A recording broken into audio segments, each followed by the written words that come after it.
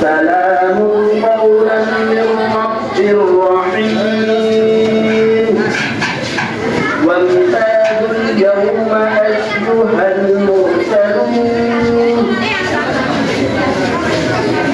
ألم أعهد إليكم يا بني آدم ألا تعبدوا الشيطان إنه لكم عدو مبين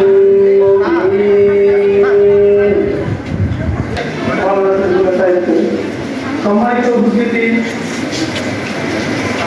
আজকের অনুষ্ঠানে আমাদের মাঝে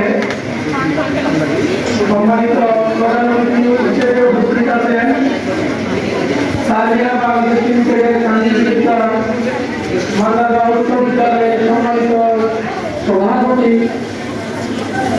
জনাব তোফাজ্জল হোসেন ভূঁইয়া সাহেব।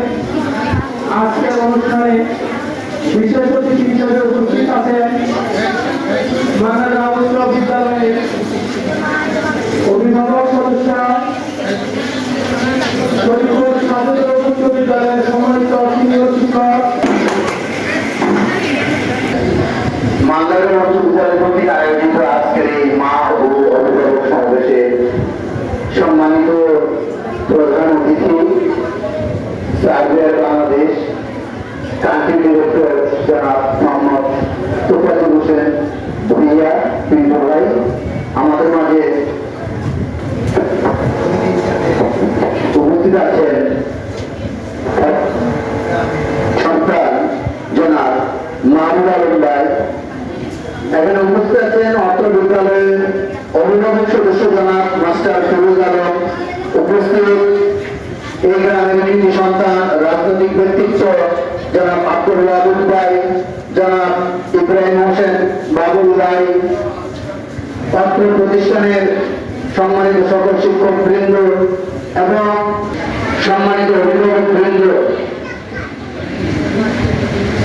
আমরা শিক্ষক, আমাদের কাজ হচ্ছে আপনাদের সন্তানদেরকে মানুষের মতন করে গড়ে তোলা, শিক্ষায় জ্ঞান ও বিজ্ঞানে তাদেরকে শক্তিশালী করে গড়ে তোলা, এবং সেই কাজটুকু আমরা করার চেষ্টা করে যাচ্ছি। আমি অভিভাবকদেরকে কয়েকটি কথা বলতে চাই। আমরা বছরে 2-3বার অভিভাবক সমাবেশ করি। এই অভিভাবক সমাবেশে আপনাদের উপস্থিতি অত্যন্ত নগণ্য। আমরা হতাশ হয়েছি।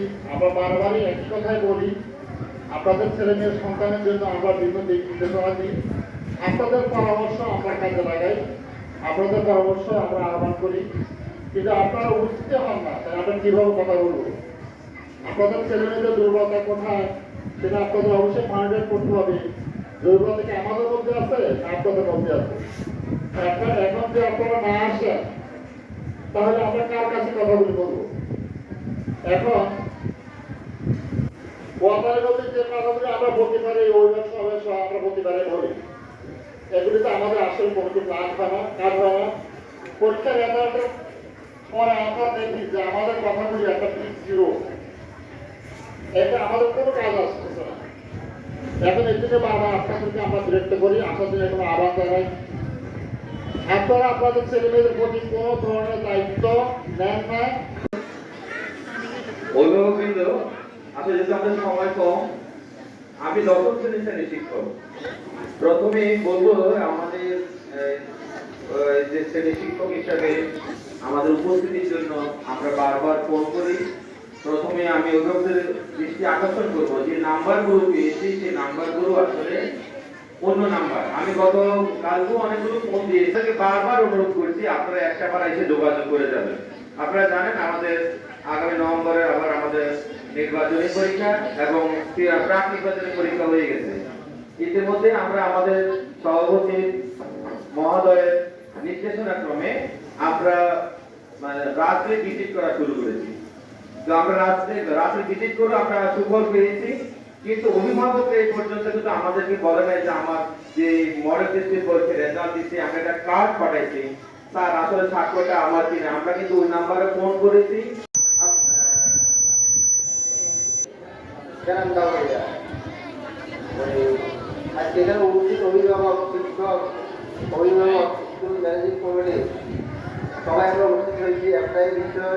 আমাদের ছেলে মেয়েদের লেখাপড়ার মান উন্নত করার বিষয়। এই বিষয়ে প্রথম পদক্ষেপ নিতে হবে অভিভাবকদেরকে দায়িত্ব নিয়ে ছেলে মেয়েকে মানুষ বানানোর জন্য সঠিক গাইডলাইন দিতে হবে। বাদ বাকি স্কুল শিক্ষক ওদেরও সহযোগিতা দিতে হবে, আসতে হবে, খোঁজখবর দিতে হবে সঠিকভাবে ক্লাস করতেছে কিনা এবং সঠিকভাবে আমাদের যারা চাকরি করি বা আমরা এখানে যারা টিচার আছে ওনারা একটা কর্মক্ষেত্র এই কর্মের মাধ্যমে ওনারা কিন্তু নিজেদের ফ্যামিলি মেনটেন করে, সাথে সাথে ওনারা কিন্তু শুধু কর্ম হিসেবে যেটা পেশা হিসাবে ওনাদের এখানে অনেকে আছেন যাদের বাচ্চারা যাদের বাড়ি অনেক দূর, ওনাদের বাচ্চারা অন্য স্কুলে পড়ে। উনি যদি এই স্কুলের ছাত্রছাত্রীদের যদি এই স্কুলের স্টুডেন্টদের যদি উনি আপন তাহলে উনি ভাবতে পারবে যে না আমি তো আমার দায়িত্বটা পালন করছি, আমার বাচ্চাটার ক্ষেত্রে ওই স্কুলের টিচাররা কিন্তু তাদের দায়িত্বটা যথাযথ পালন করতেছে। তখন এক্সপেকটেশন আসবে যদি আমার মধ্যে পাখিবার যে কোনো একটা ইয়ে থাকে, চিন্তা থাকে, তাহলে আমি একটা কারোর সাথে আসতে আরেকটা জিনিস আমি কিন্তু ওখানে বলছি, আমি এখানেও বলি যে এই গার্ডিয়ান এবং শিক্ষা গার্ডিয়ান মিটিংগুলি কী হচ্ছে এটা হলো আমার সম্পূর্ণ পার্সোনালি আমরা এখন আমি দায়িত্ব নিয়ে যেটা হলো একজন আরেকজনের উপরে দোষ